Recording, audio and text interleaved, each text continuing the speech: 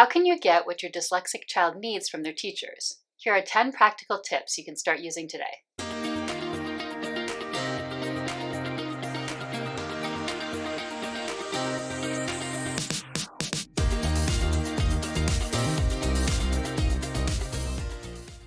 Hey everyone, we're Nick and Sonia and this is Dyslexia Journey.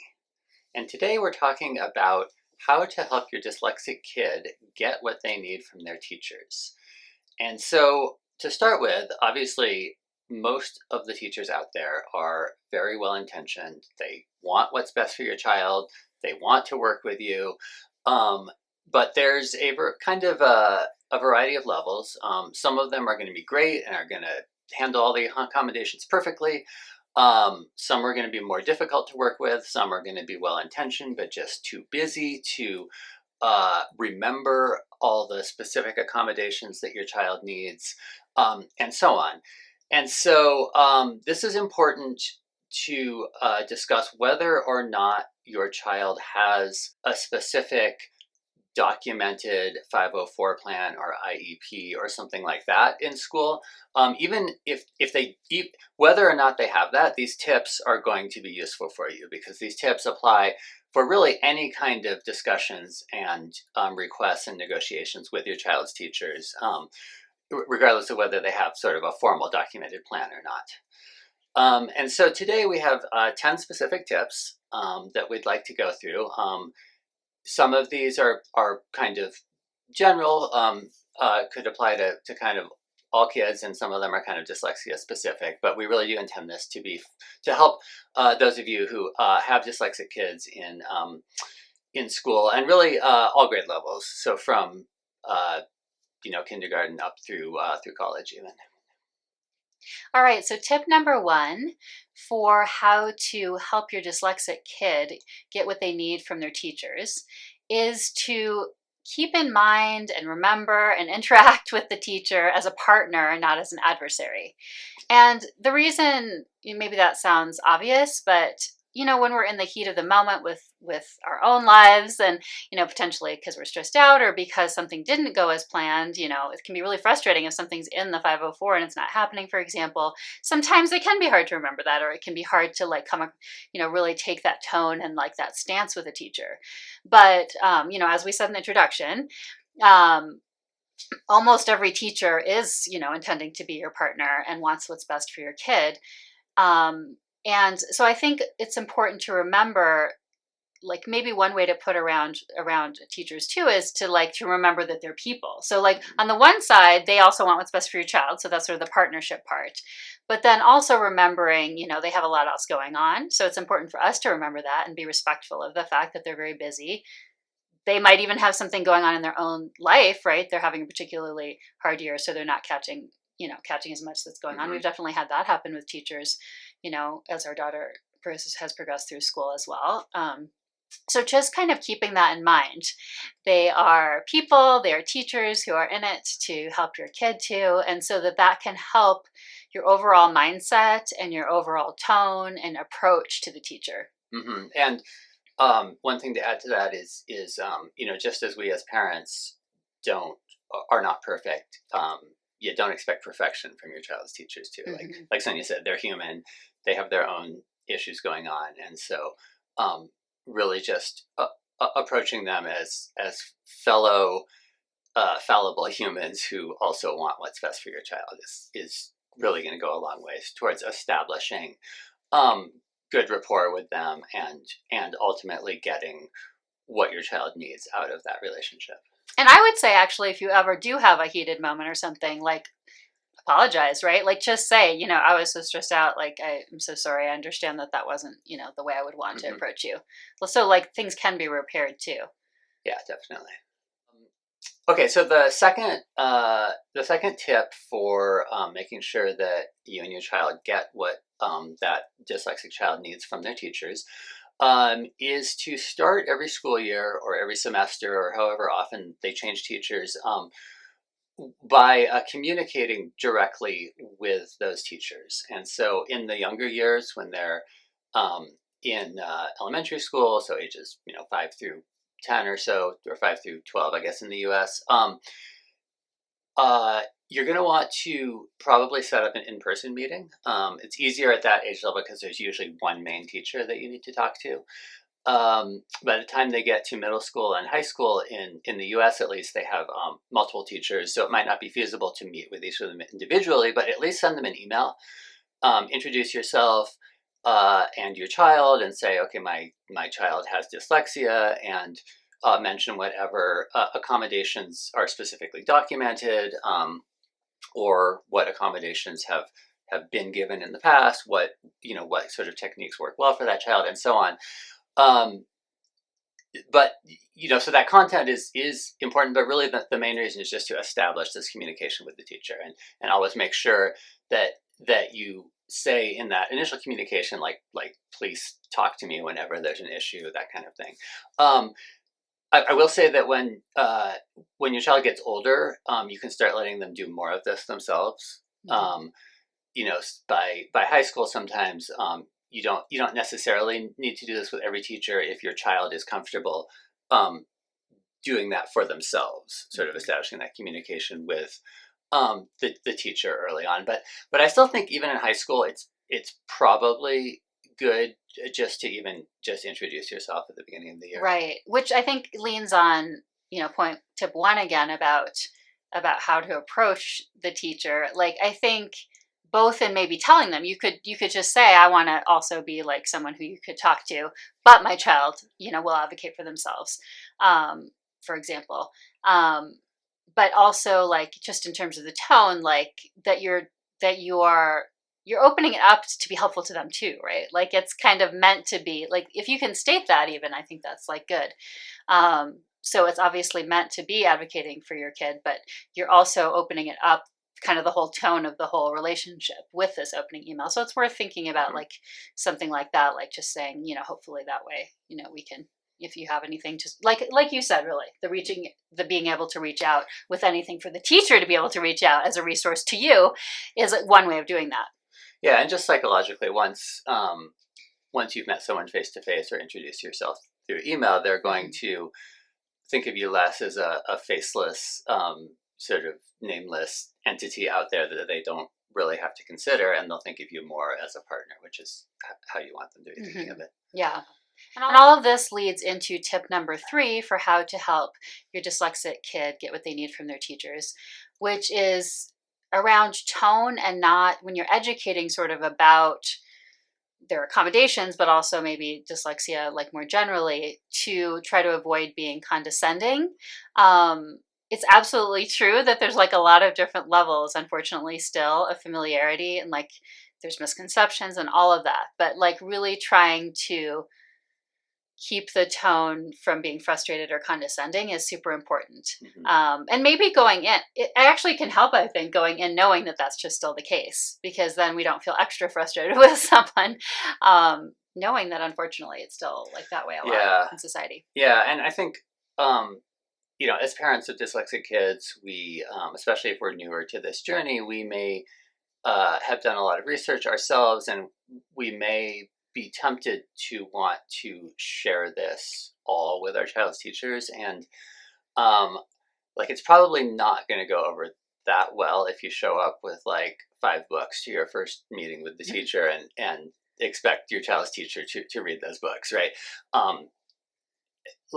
So both from a sort of condescension standpoint, and also from just a demand on their time standpoint. Well, and I would go even farther than that. Unless the teacher seems really interested and like they're wanting to be educated about it, so you're sharing resources or facts or statistics, I would probably stay away from that entirely. Yeah. Like, I think it's better you can even insert some of that information, but you insert it in a more personal way, like, my child needs X because dyslexic kids, blah, blah, blah. You're sort of like putting in that information, but it's more like with regard to the specifics with your kids, so it doesn't feel like they're being lectured to, I think, in that case.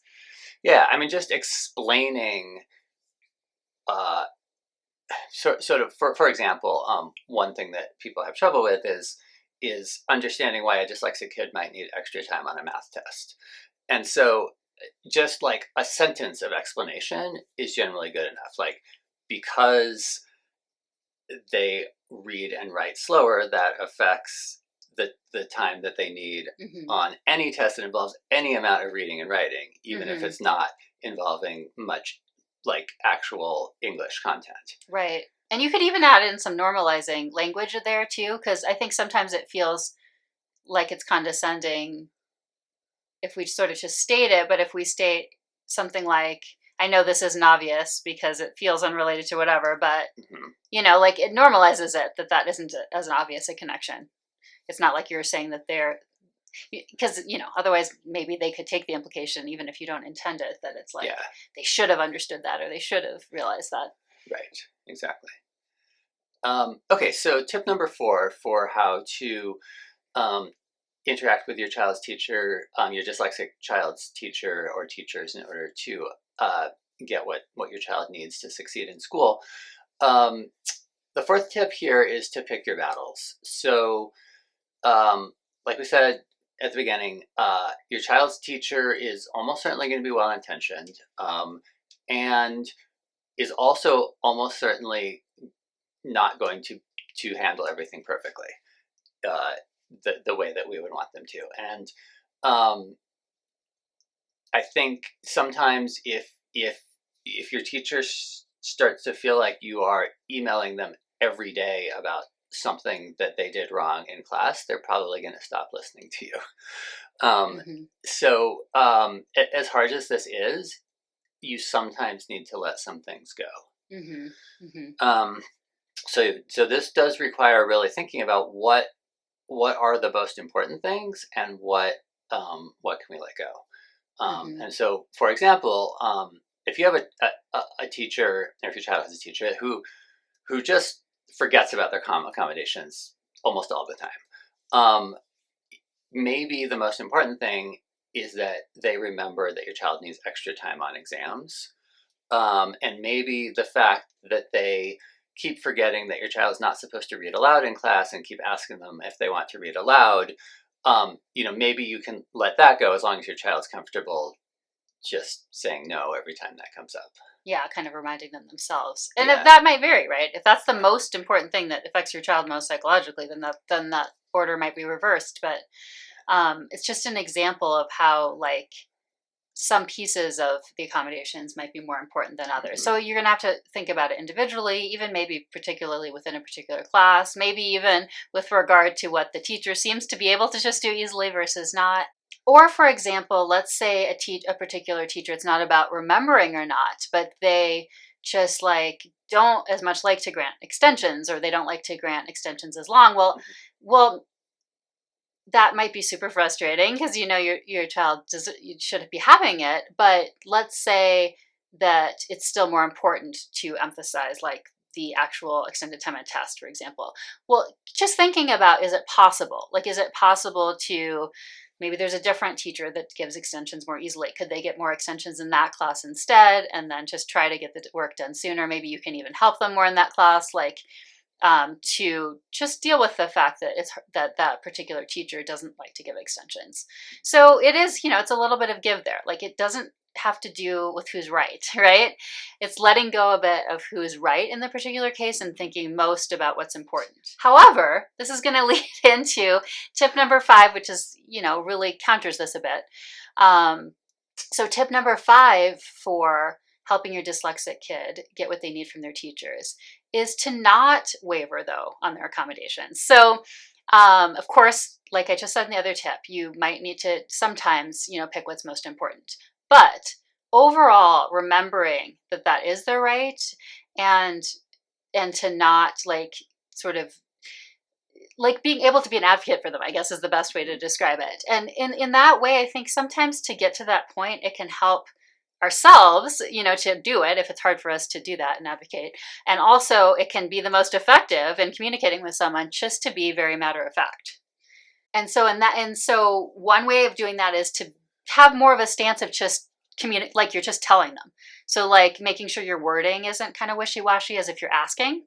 In those cases is better to kind of keep it a little more on the cordial side than the like wishy-washy asking side. So and just be saying kind of something like, oh, just a reminder, I just wanted to make sure you're remembering per the child's accommodations that they get this time on the test. Keeping it kind of pretty, very cordial, but like super matter of fact like that can actually go a long ways in that advocacy aspect. Yeah, as opposed to saying something like, I was wondering if, or I was, hoping or something you'd be able to uh, arrange for her to have the extra time on her Right. test. Like, would that work? And I would stay away from that period, Yeah. actually.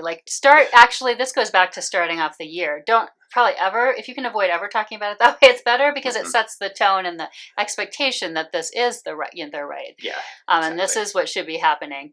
So you don't need to ever ask it like it's asking permission, even when you're being a little less like telling in the tone, but like you can say niceties sort of like in other parts of the email, maybe like sometimes more so, but yeah, not ever really wavering on that part, I would say. Definitely. Yeah. Yeah. Which, though, brings us to our next tip, tip number 6 for how to help your dyslexic kid get everything they need uh, from their teachers. This is kind of swinging the pendulum back a little bit. Is that uh, kind of similar to picking your battles? Is you are probably going to need to make some compromises with your teachers. And so, one way to think about this is that um, your child's teachers who want what's best for your child are going to see their role a little bit differently sometimes, and sometimes feel like it's their job to push your child um, in ways sort of past their comfort zone on things, because they feel like their job is to prepare your child for the next level of school or for for the real world. And so this can come out in things like, for example, presentations. And so our daughter, who's in high school now, uh, doesn't like to give oral presentations because they have often involved having to read notes or read slides. Even if you're just referring to them quickly, Uh-huh. it's just more difficult for her to find her place, for Yeah. example. Yeah. So she And prefers to pre-record them as an accommodation. exactly. But some teachers that she's had have felt like it's their job to, especially because right now, at least in the US, kind of oral presentations in high school are really emphasized, Hmm. at least at her school. And so some teachers have felt like it's their job to kind of push her on that, Hmm. to try to get her like feeling like they're helping her by trying to get her more comfortable doing these presentations, Hmm. right? And so we have had to compromise with some teachers about this, with instead of pre-recording, maybe she can do it for the teacher and a few close friends rather than the whole class. Hmm. That's one Hmm. compromise that's worked out well. And then, of course, there are many other compromises that could be made, but um, the point is to, going back to one of our earlier points, like never forget that you and the teacher are ultimately on the same side, Hmm. and that if you're able to make some compromises, then it's going to make the whole interaction for the whole year or the whole term go that much more smoothly. And trying to keep in mind that they're not wrong, right? I Hmm. mean, like you have your own thing you're advocating for that's super important to you. But is it wrong that like a teacher is trying to help a kid grow? I mean, it's not, right? So like Right. their own agenda is also important. If you can try to like to some level, even while you're advocating for your thing that's important to you, that feels most important, if you can at least remember that there's truth in that, I think that can go a long way to help. So, tip number 7 for how to help your dyslexic kid get what they need from their teachers is to really emphasize the positive as well as, what might be perceived as more negative, which is something that maybe is missing that you're asking for, that kind of thing. So, everyone responds well to this, right? I mean, that's why they talk about giving feedback and doing the positive, and then the thing that's the feedback that might feel more negative, and then doing the positive, like that sandwich they talk about. So, just remembering that, like, this is just human nature, it's true for everyone, it's going to help if you also really appreciate what's going well in the class with the teacher. I mean, it's just a nice thing to do anyway to show appreciation. It's actually reminding me of when I was talking in the earlier tip about maybe with a difficult teacher, keeping it more cordial, but like just kind of stating the fact to help advocate. one simple thing you could do there is expressing a lot of appreciation at the end of the email. Totally separate from the matter of fact thing you're talking about, but you're like emphasizing like that you really appreciate what they do as a teacher, for example. Even Yeah, if it's as general as that, like what they do as a teacher, because being a teacher is hard, you yeah. know? Even if you don't have some specific thing to talk about, yeah, just say thank you for all your hard work or something Yeah. like that. Yeah. Okay, so similar to that, actually, our eighth tip kind of follows directly from that. Um, our eighth tip for how to help your dyslexic kid get what they need from their teachers is to avoid directly criticizing the teacher. So instead of saying, uh, our daughter told us today that you forgot to give her extra time on the test. That is going to feel like a criticism to someone. Um, just wording it differently, like, oh, just a reminder that per her accommodations, she's supposed to have time and a half on her tests. Yeah. So really watching that wording and being very intentional about it. If you have to run it by how you'd feel receiving it or even run it by someone else, it's worth it because you want to be really intentional. Yeah, yeah, Mm. and I mean just both to respect them as people, like Sonia was saying at the beginning, and also just practically, like, if someone feels criticized and starts feeling defensive, they're not going to hear what you actually have to say. Right, exactly. So it's not effective either. Right. So, our tip number 9 for how to help your dyslexic kid get what they need from their teachers is to, as early as possible, have them start advocating for themselves. So, this is like obviously a really good skill in general, but teachers also really love it. I think partly because they they realize that it's like an important part of growth. But if you can start having your child do this as early as possible, it really helps with them by the time they're expected to do it, which is, by high school, definitely they are more expected to do that it will come easier to them. Um, and so of course this is going to look different at different ages, which is why it's more expected in high school, right? But they can already start doing it just with like being willing to remind the teacher about something. Like if they have an accommodation and they're not sure the teacher's remembering, or maybe going ahead to the teacher to see if they're remembering, like about a test accommodation, for example. And of course, there's gonna be a little bit that plays in here with a kid's personality, right? Like if they're more shy, this might be a little bit more difficult for them. Maybe you could teach them to do an email first if that's more comfortable. So like whatever works for your kid. We're not saying this has to look cookie cutter by any means, but just sort of being aware of it and how much it's going to help them down the line when it's expected of them in high school, and like dealing with teachers that they prefer it, and then also like just going forward into their lives. I think it's just an important thing to keep in mind, and just to try to work with our kids on to whatever level and to whatever like pace of development that goes, as an important aspect of parenting a dyslexic kid. Yeah, definitely. Well, this brings us to our final tip for today. Our tip number 10 for helping your dyslexic kid get what they need from their teachers. And this tip is to basically don't stop. Don't think that your job is done as a parent after they finish high school. So if they choose to go to university or college, you can still help out. Now, by that point, they're adults.